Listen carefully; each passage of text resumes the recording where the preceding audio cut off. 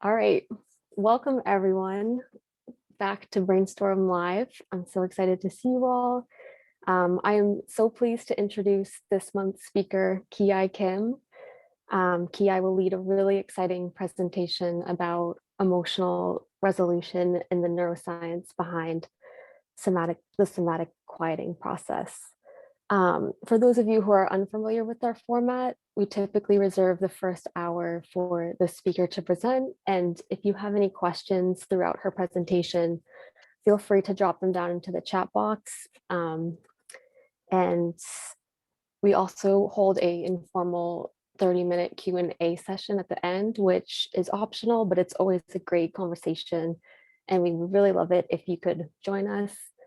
And for those of you who are interested in CE certificates, I will be dropping a link down to a survey for probably a quarter to the hour, just for you to fill out. And I will be sending those to you probably on Monday. But yeah, without any further ado, I will pass it over to Kiai. Thank you. Thank you. Let me share my screen. Okay.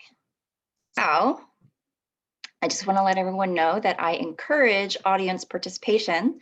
So please use the chat function if you have questions. I will also be asking questions, so I hope that you will join in on the conversation. So my name is Kiai Kim.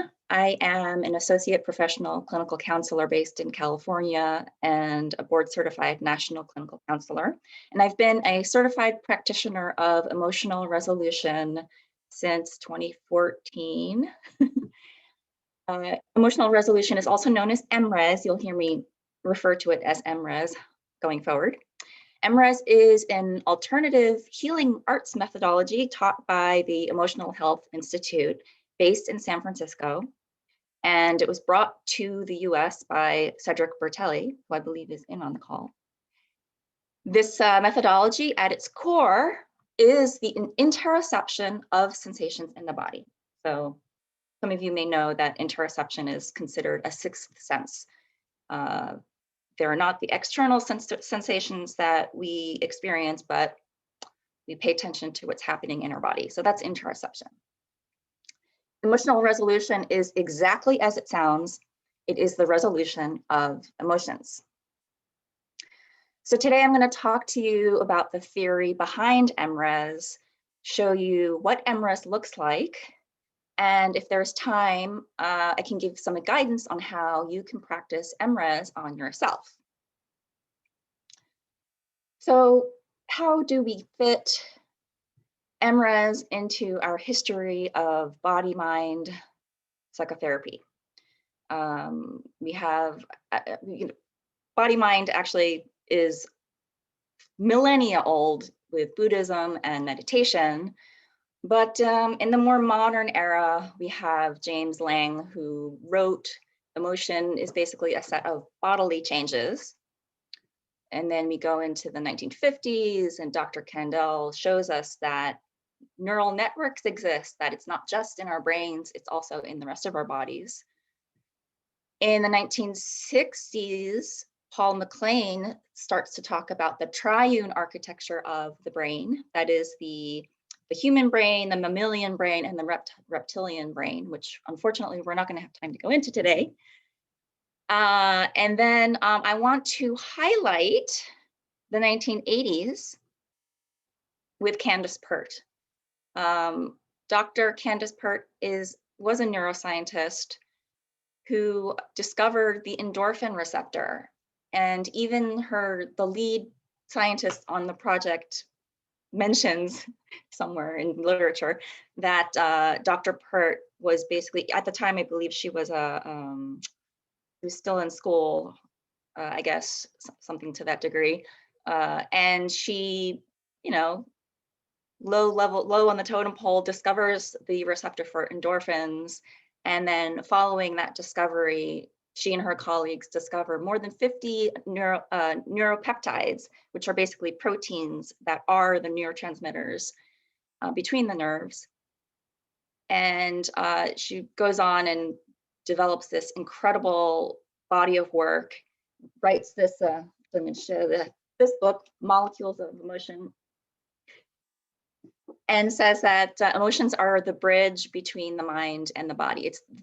They are the glue that holds us together. Antonio Damasio, another amazing researcher who unfortunately we won't have time to go into, but I do encourage people to look into his work. And then we have, of course, Dr. van der Kolk, who has popularized the idea that we hold emotions in our bodies. Okay. So we look at what a hyper-aroused emotion is. The body receives environmental and internal stimuli and is activating the corresponding neuropeptides. On the right-hand side, you'll see a little graphic by McEwen and company, and showing on the left side the dendrite of a neuron releasing neurotransmitters to the axon of the next neuron. And it's within there, we believe, that the molecules of emotion are. The next thing of the hyper-aroused emotion is a stressor is causing atrophy of the dendrites in the brain. There's a lot of research on this, and particularly there's been focus on the hippocampi of the brain. I hope I'm not jumping ahead. I'm sorry, I'm just going to take a quick look at my notes. And then the third step is the body is remembering these neuropeptides in the body as a sensory imprint. That is a theory, but there is some evidence that shows that this is possible. And an osteopath in Italy, Paolo Tozzi, has done some research showing evidence that this does actually happen. Later on, because the brain is not integrating the stressor and the environmental and internal stimuli, the body ends up reacting to triggers. We call them triggers, but they're basically reminders that we had this experience in the past. So they're basically reactivating, we think they're reactivating these neuropeptides in our bodies, which then lead to heightened emotion. You may find that throughout you'll see some terms that are maybe new. And unfortunately, that is what happens when you get a lot of different disciplines into one area. There's different circles that use different terms. So please, if you have any questions about some of these terms, let me know. Is there a question here? Oh, no, that's That was just me sharing your article. Okay, thank you. Okay, so we're going to take a look now at step number 2 a little carefully, the stressor that causes atrophy in the dendrites of the brain. Here again is McEwen's work. Stress causes dendrites in the hippocampi to atrophy. And then, so usually we have stress and we can create balance. The allostatic load tends to regulate and we come back to normal. The dendrites have a tendency to regenerate quickly again, so we're able to recover from stress normally.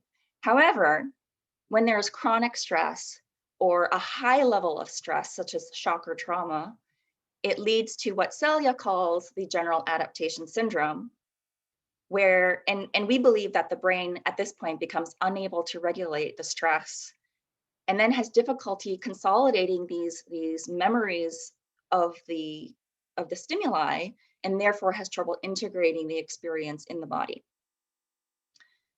So this, at this point, as the brain is receiving sensory input, this sensory input is stored as memories. Some schools of thought look at memory engrams, and there have been neuroreceptors that have been identified as memory engrams. But we also believe that there may be other receptors, such as the ones that Dr. Pert had identified. So without consciousness, this input is still stored without our even realizing that this input is being stored. And then we have the amygdala, which also has some imprinting on it.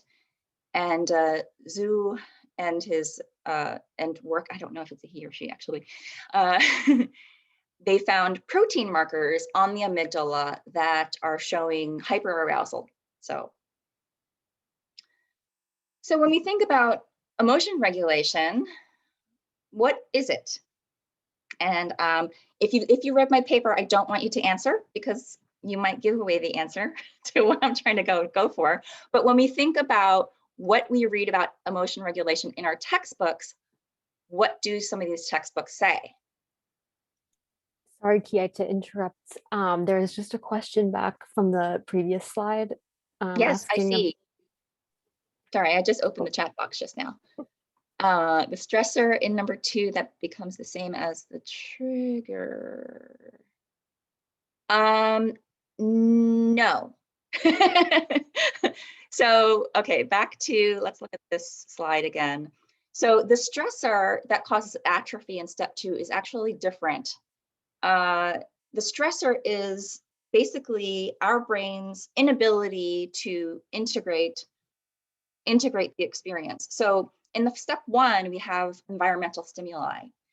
And what we may find out later, I'm not sure actually if I included it in this presentation, but in step 4, when we have the associative stimuli, that is actually the same stimuli that happens in step 1.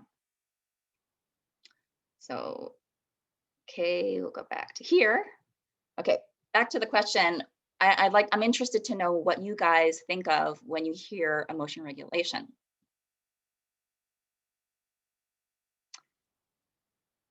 Some of you might be thinking about mind-body meditation. But in medicine and in neuroscience, it is defined mostly by Dr. James Gross. When we have harmful emotions, we try to regulate them, harmful being anything that has negative valence, anything that hurts us or other people. In Dr. Gross's view, there are innumerable strategies for emotion regulation. And this is actually why we're in the psychotherapy business. We want to help our clients with these strategies, figuring out strategies to help them with their emotion regulation. Basically, emotion regulation is cognitive action. It's reappraisal and suppression, which are the 2 words Dr. Gross uses repeatedly. It's other things as well, but this view of emotion regulation is basically what's accepted right now. This is a chart showing how often emotion regulation has been mentioned on Google search, scholar.google.com. And as you can see, it's grown 8 times in 10 years from 2002 to 2012. Okay, so this is the popular perspective. There are endless ways of managing these unwanted emotions. Oh, and we got a great question. If are there any protein markers on the amygdala at birth? That's a great question. It's a totally different discussion, but I believe that there are emotion markers at birth and as well as before birth. So prenatally, we may have protein markers on the amygdala. So back to emotion regulation, the popular perspective is that we manage these emotions. And historically, it's hurtful or explicit attempts. And here, Annette Gurak is pointing to an automatic form of emotion regulation, and this is how she categorizes them. And if you can see her 5 examples of implicit emotion regulation, they're actually not implicit at all, in my opinion. They're actually all, they're all about emotion control. So what do we do next? We have cognitive control. That is emotion regulation, right? You may be wondering why there's a bicycle. I'm curious to know who has happy childhood memories.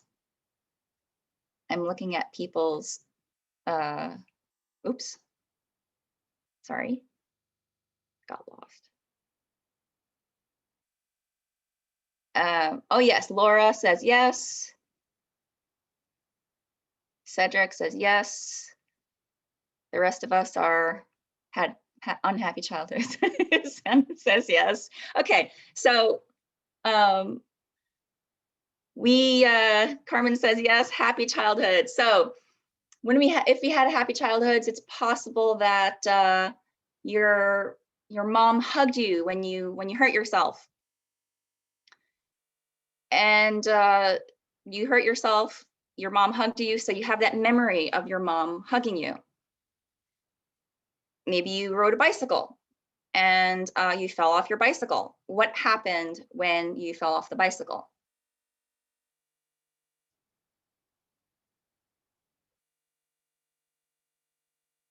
Got cuts and scrapes. Cuts and scrapes, right.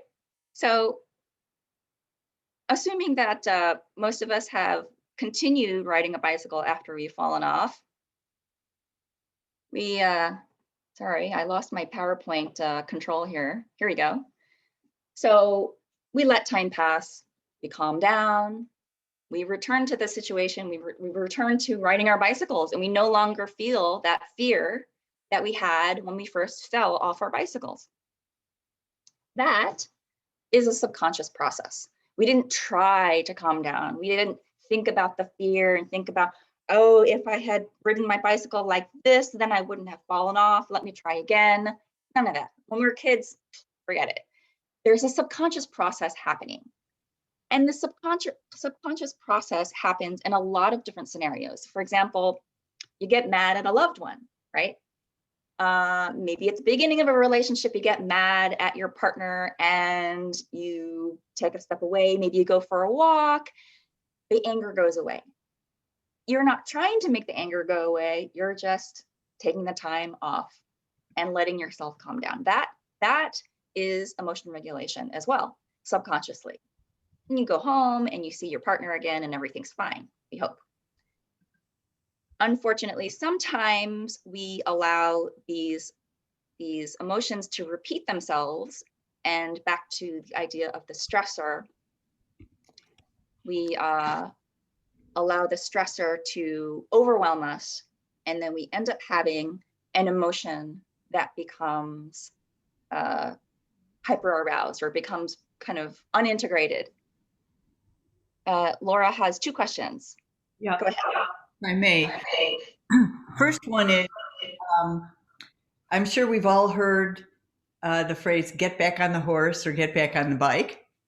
And in fact, if we wait too long, something changes.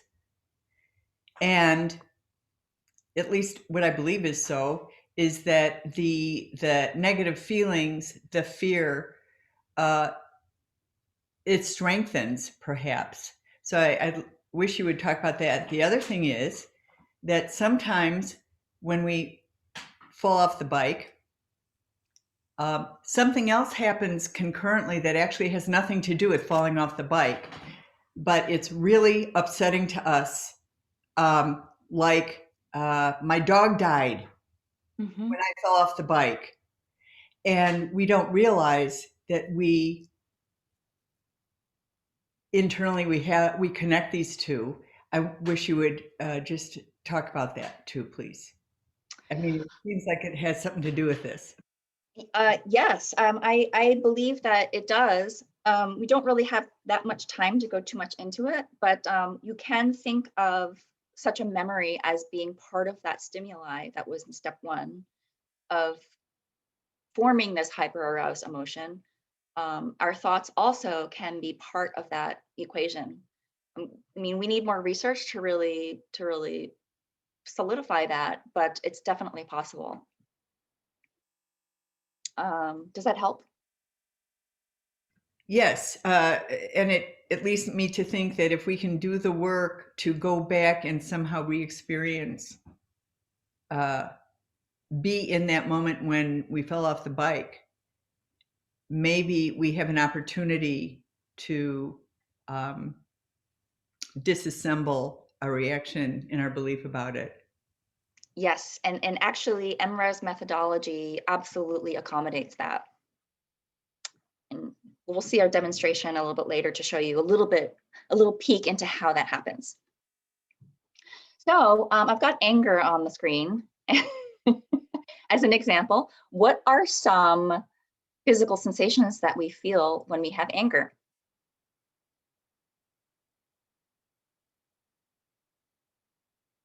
You may have hot face, racing heart, yes. Tension, absolutely.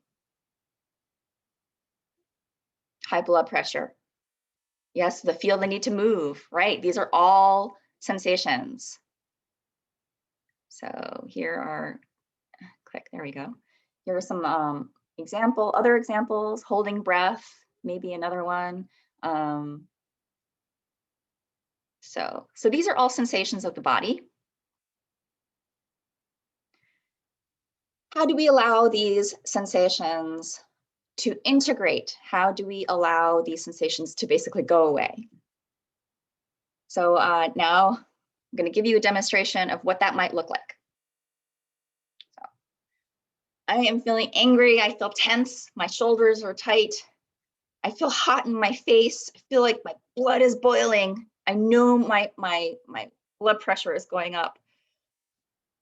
I'm just going to take a moment and pay attention to the sensations. And it's not comfortable, but I'm going to just observe my sensations. I feel like my head is exploding. I'm starting to get a headache. The tension in my shoulders is still there. I'm feeling tingling in my hands. Now my headache is starting to go away. The tension is moving up my spine. And I feel the sensations, I feel them moving. Some of them are just disappearing. I stay with the sensations, just observing them, doing nothing until I feel calm. And then I open my eyes.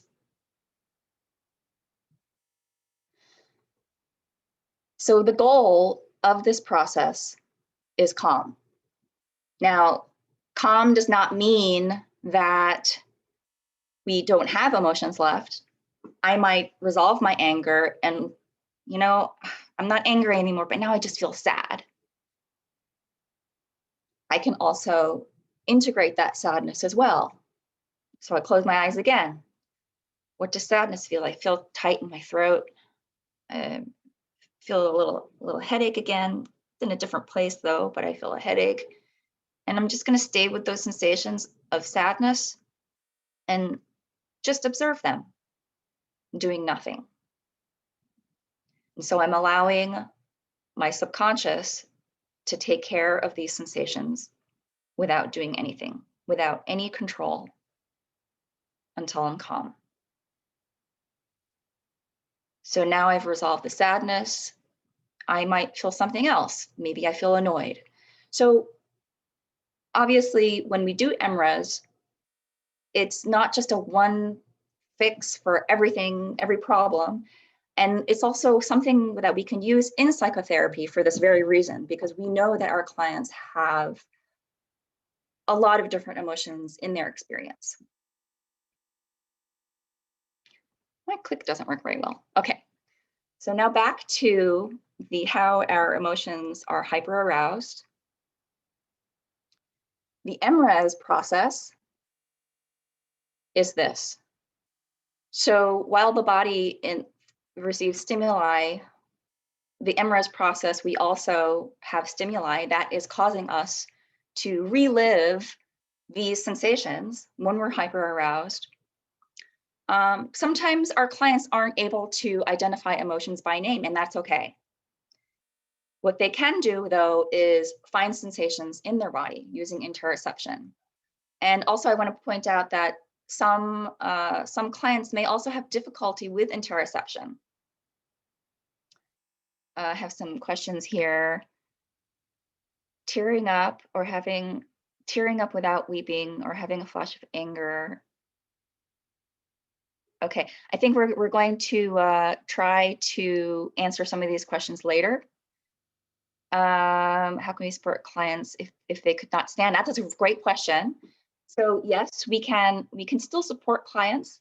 There are basically different levels of MRES methodology. What I showed you in demonstrating is the simplest form of MRES. We're going to look at a demonstration in a few moments where we go into a more in-depth process of MRES that actually uses Ericksonian hypnotherapy. So yes, a lot of times these sensations that the environmental stimuli, our sensory stimuli are so strong that it's painful, and sometimes our clients won't want to experience it. Let's bring it back a little bit, and take a client who has not had such a strong experience. They allow their interoception in step 6, and sometimes proprioception. So I actually had a client who had twitches. So that client had an emotion, and there were twitches and movements involved. So we stayed with those. This interoception engages the insula of the brain and is connecting our peripheral nervous system to our central nervous system.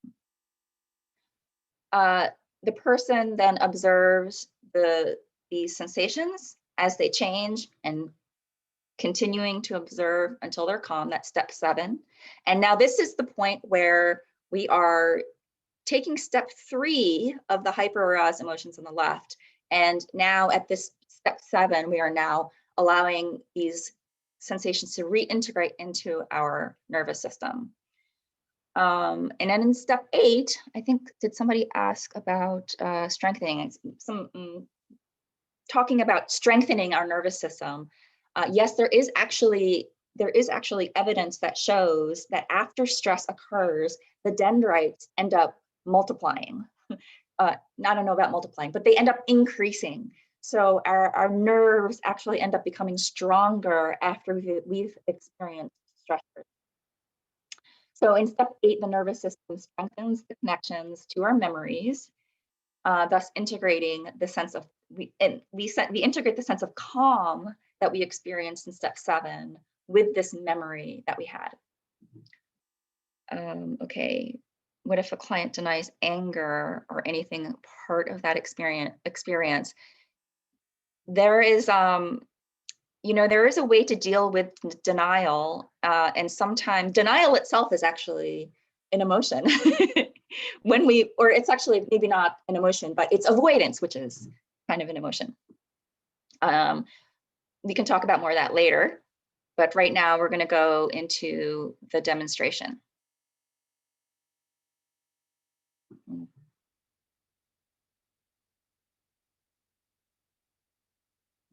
So tell me about the situation that triggered you in the last week. I just wanted to pay my health insurance. I hung up the phone, I called again. And then the second time I called, I just kept like pushing buttons, just like 0, 0, 0, 0, 0, like, let's just get somewhere else. And it wouldn't stop. What are you feeling in your body right now? What are 2 things you feel in your body right now? So I feel like a burning, but more towards like the bottom of my abdominal cavity. Mm-hmm. But it's not that strong. But what else do you feel in your body right now? Heart rate's starting to go up a little bit. Okay, can you tell me a third sensation you feel in your body right now? Interesting. Some kind of tingle sensation in my biceps. Stay with your heart and your tingling. Observe those 2 sensations at the same time, doing nothing. And let the sensations change. Tell me about the changes. In my arms, in my biceps, it's like moving down, like towards my forearms. It's dissipating, but now it's almost becoming like this weird, not a heaviness, not a lightness, kind of like when one of your limbs goes numb and then it's Lo- waking up again, like kind of like Mhm. one Sorry. I had a little. of those, but not as severe, like a very strange sensation, like from here down to about there right now. Let it change. And now it's just real fast to right here and right here, but it's two separate things. But now it's like a really like a cool blue. Let it Like, change.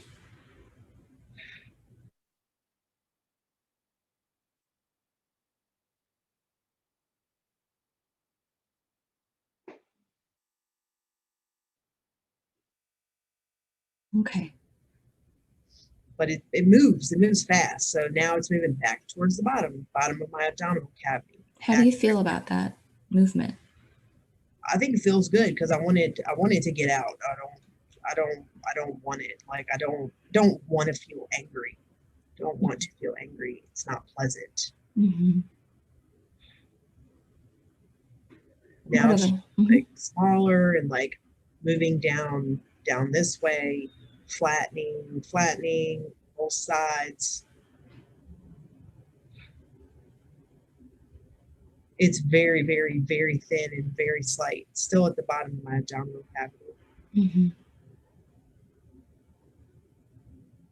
I want to invite you to go down to that place where it went and join it. And tell me how you feel about it.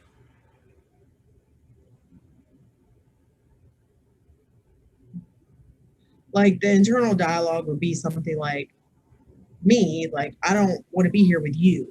You is this energy, this not pleasant energy that's in my abdominal cavity. Like I don't want to be here with you, but I am. Okay. What is it doing?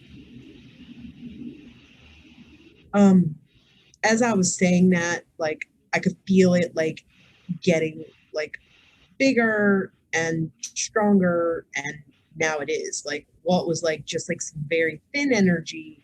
When I went to join it, it kind of like got bigger, and now it's less diffuse, more solid, and now it's like a not it's like a rectangle but with soft edges. Mm-hmm. But yeah, it's heavy.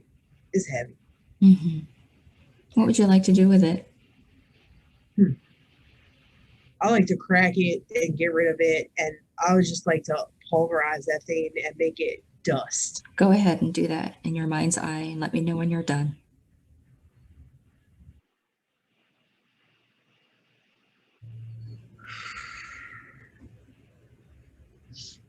All right, I'm done. Okay, how are you feeling now? Feel better. Feel lighter. Feel more empowered. Empowered. Yeah. Take that feeling of being empowered and let that enter every cell of your body. Let me know if there's any part of you that feels blocked.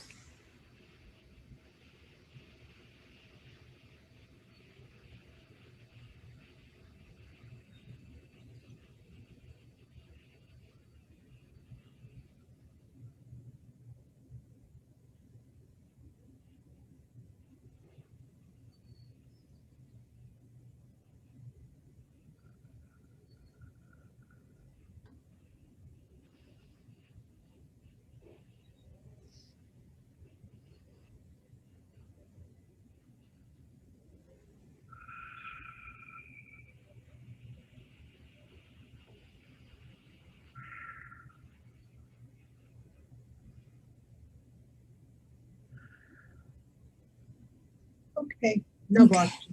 Okay. You can open your eyes. Now, when you think about being on the phone with the insurance company, how do you feel?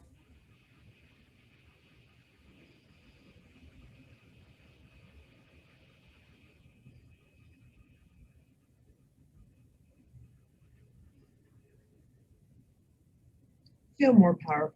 Feel empowered. Okay. Good job. I'm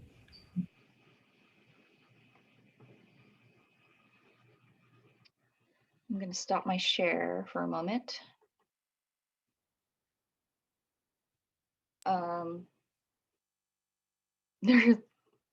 Sorry, I'm just reading some of your comments now.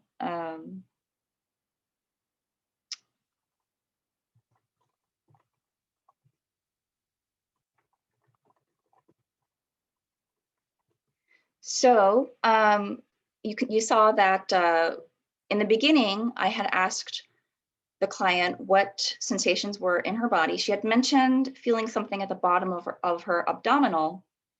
And we had actually another session previous to that. We went through another sequence, and I realized that that thing in the bottom of her abdominal was actually it was a kind of manifestation of an emotional experience that was kind of a little bit too complicated to just let process.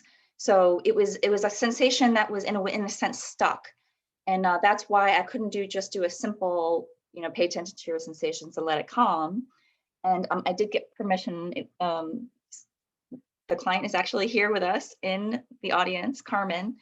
And Carmen's background, she experienced some very intense trauma in her life. And I believe that the trauma piled on so much on each other that her sensory experience became enmeshed, you could say.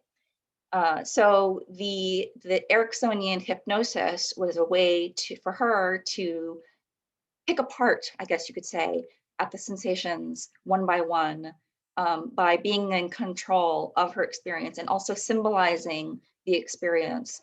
And that's where the color blue comes in. Symbolizing her experience may be something that happens when people have these intense traumatic experiences. Actually, that's a question for you, Carmen. Is that what you do? Is that a coping strategy to symbolize your experience?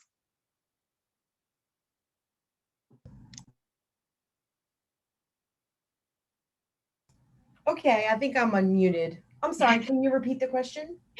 I was wondering if your sensory experiences, do you symbolize them on purpose, or is that something that just happened? Oh, I actually was a client of somatic therapy for probably about 1.5 years on and off. And so I think that that's really where I learned to translate my emotions into physical, like into concrete symbols. Okay, great. Thank you, Carmen. Okay, so obviously for clients who don't have that background, or if we don't practice those other somatic therapies with our clients, the tendency is to just pay attention to what sensations are there. So I guess we have about a little less than 20 minutes. If Cedric is open to doing the next section, I would love that. I'm going to share my screen again and see, you are here.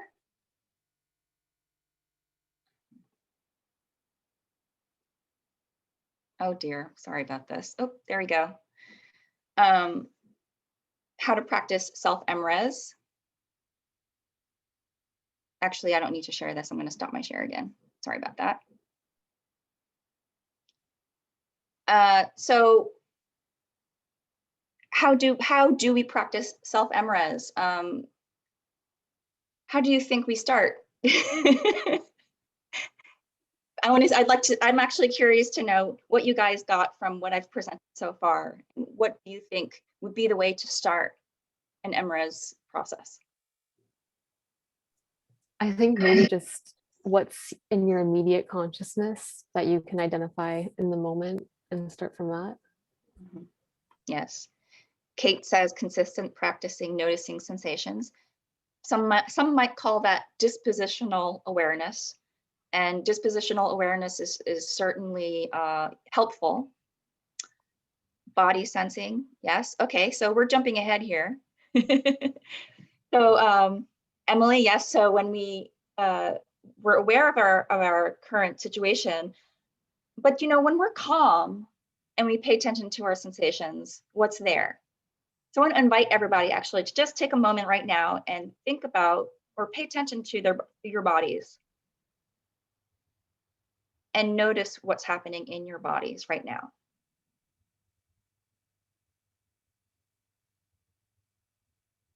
You might notice the seat that you're sitting in. You might notice how your spine is shaped. I'm noticing that I have a little bit of a headache and some tenseness, and it's probably because I'm dehydrated. So I'm going to drink some water. So that would be basically a calm state. But when we have an emotion, what happens when we have an emotion? We have, like our anger example, we have a lot of other sensations that are there.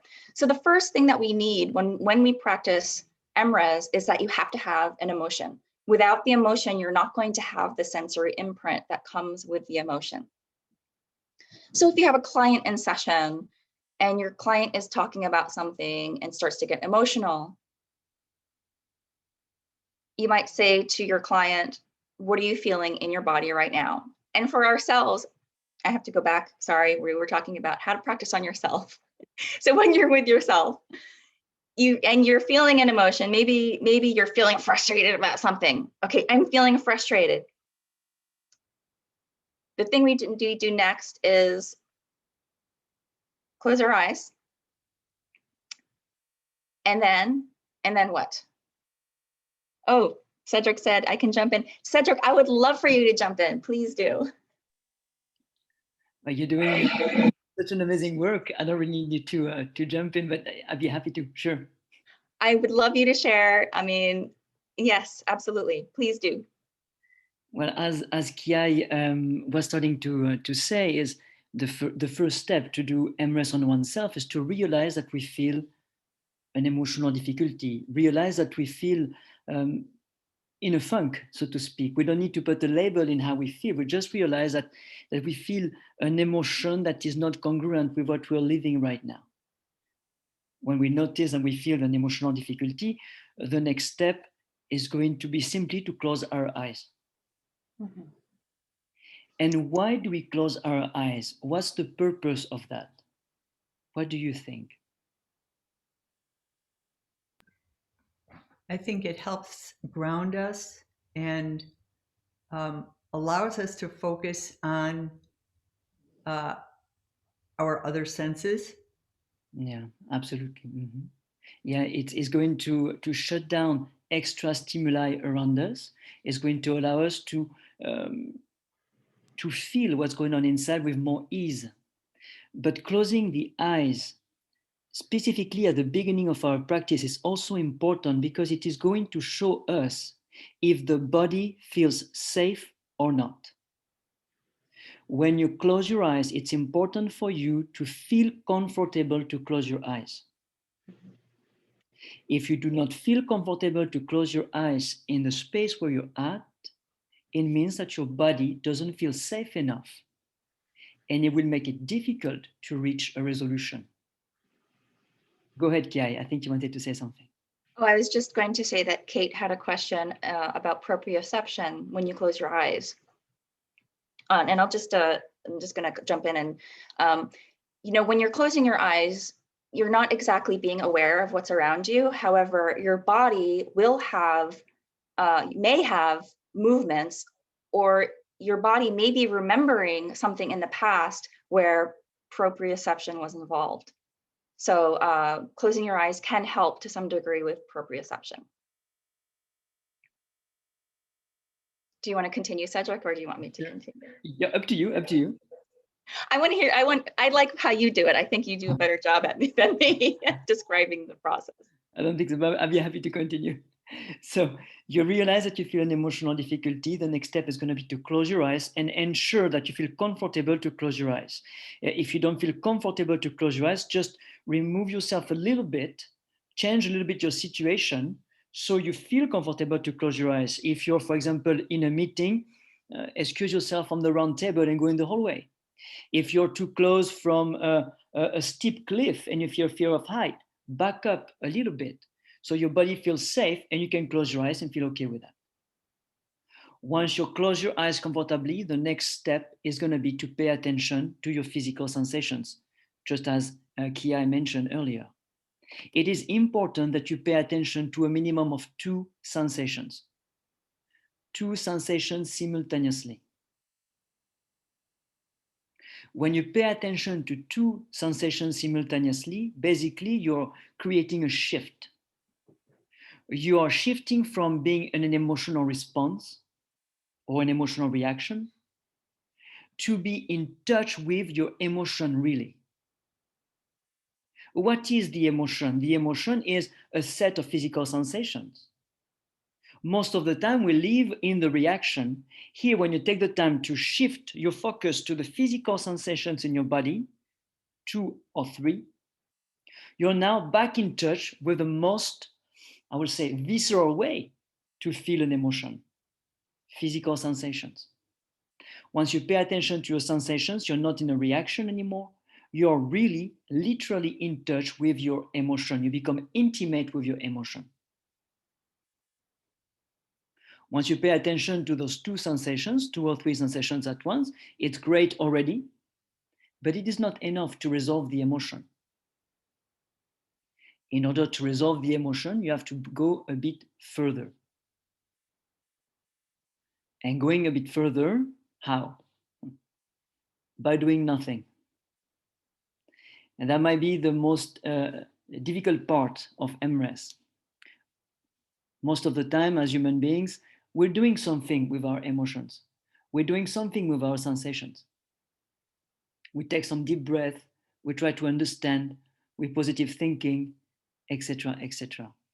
Here, the key is going to be to feel those physical sensations without doing anything. Simply feeling the physical sensations as they change in your body. Those physical sensations are not going to stay static. They're going to start to change, to move, to change intensity. The key for us here is to surrender, to simply feel the sensations at once without trying to control them or without trying to control what might have created them. Once you can stay with those physical sensations for as long as they change in your body, that will not take further than 90 seconds. Your body realizes that where it was expected to face a danger, at the end of this prediction, no danger comes. You can stay with your physical sensations without changing your environment, and still no danger comes for you. You're not armed. At the end of the change of the physical sensations, you will feel calm. When you feel calm, you can just open your eyes. This simple, not easy sometimes, but this simple exercise, and I don't really like to use the word exercise, method, will allow you to resolve the emotional difficulty you were feeling just before you close your eyes. And as Kiai said earlier, we're really talking about a resolution, not a regulation. And now, Kiai, I'll let you take it from there. Thank you so much. Thank you so much, Cedric. You always do it better than I do, so. Okay, so we have a little less than 10 minutes left. Does anyone have any questions about the process?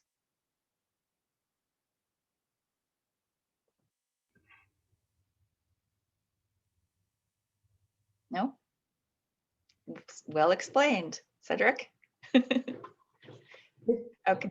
To confirm, it seems that once we become the observer,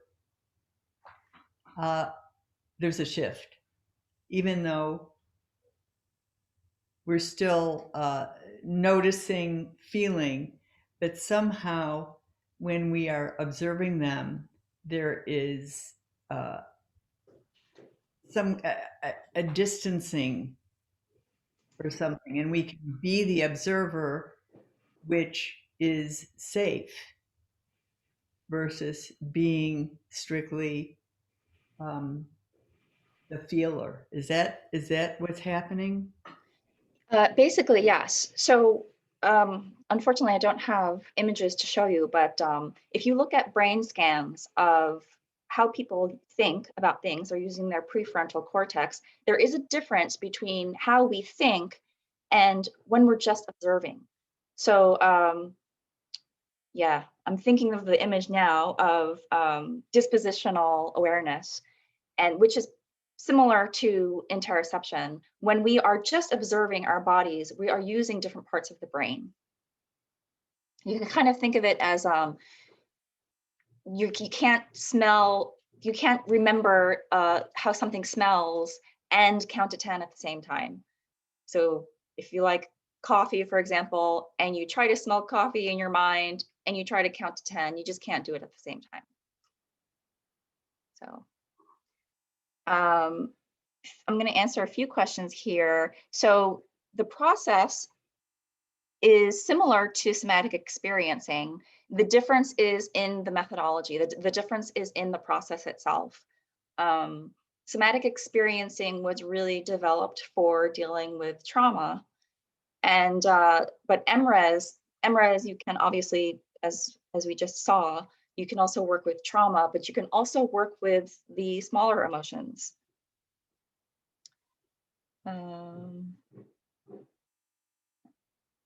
Okay, so I'll go back to some of the other questions. Amy had a question about tearing up and having a flash of anger. So I didn't go into that today because it's a wormhole, but basically it kind of goes back to polyvagal theory and having the triune brain, and we basically have a brainstem response. So people with PTSD, for example, will have a brainstem response of anxiety, of panic attacks or overwhelming crying. So these are all things that can be regulated. The trick is to identify emotions that occur just before the panic occurs or just before the crying occurs. Give an example, and I'm going to give a personal example, a little bit more about myself, some disclosure. So I had post-traumatic stress disorder for 18 years. I was a witness and then a volunteer, hospital volunteer on the day and the night of 9/11. And I used to go to the farmer's market and just start crying, like uncontrollably, like tears coming down my eyes from being in the farmer's market. And it was just the sensory overload was happening. But the day that I had changed that, I started to realize what was happening just before I started crying, thinking back, and I realized I was worried. I had worry as an emotion. And so I thought about what worry felt like in my body, actually relived the situation. Where was I? What was I doing? Relived the situation, brought up the worry, and then processed the worry in my body. And from that point on, I stopped crying at the farmer's market. So these reactions can be resolved as well. And then Laura, you asked about autism spectrum. Cedric can also talk about this because of his work with the schools up in Marin County in Northern California. Working with teachers, teaching them how to work with kids with autism. Kids with autism are actually, I believe, are very good at interoception. So Laura, you can correct me if I'm wrong, but if you, obviously the autism spectrum, it's more the stimuli from the environment that may be problematic. But when they're looking at the sensations in their bodies, from what I've heard, they tend to be very good at it. And any other questions I missed? We have a few more minutes. You're welcome. Thank you so much. I was going to say, do you want to sort of weave into the informal discussion or continue? Yeah. Thank you so much for such a fabulous presentation. Learned so many interesting things. I had no idea that stress could create more dendrites and strengthen, like that just blew my mind, because I always like hear about chronic stress, and it's always sort of the negative repercussions of it. So Exactly. that was really, thank you so much. And if anyone here like wants to stick around, please join us. We're gonna just continue this conversation and ask questions and talk. So and if anyone is interested in training in MRES, I'm just going to put the website in the chat. Emotional Health Institute. That is Cedric's organization. It is where I was trained, and yeah, so. wow. And this is based in San Francisco? Yes. Cool. Are there others in the country, or is it just California? There are practitioners all around the country. In fact, all over the world, there are practitioners. Wow. That's okay. Cool. I had a question. I was thinking like how the words we use for emotions, how it seems like the basic emotions like fear, anger, sadness, and then there's like happy, glad. There seems to be more words for negative feelings compared to words we have for positive feelings. And I'm wondering if we had more of a vocabulary. I mean, I guess it depends on the language you're speaking, because I know certain languages have like more descriptive words. If like how the words we use to describe what we feel, if that plays a role in this process. And that's an interesting question. I found that if I'm working with a client who doesn't have a wide vocabulary, so they'll feel something and they can't put a name to it, we'll process it, and afterwards they'll be like, oh, this is what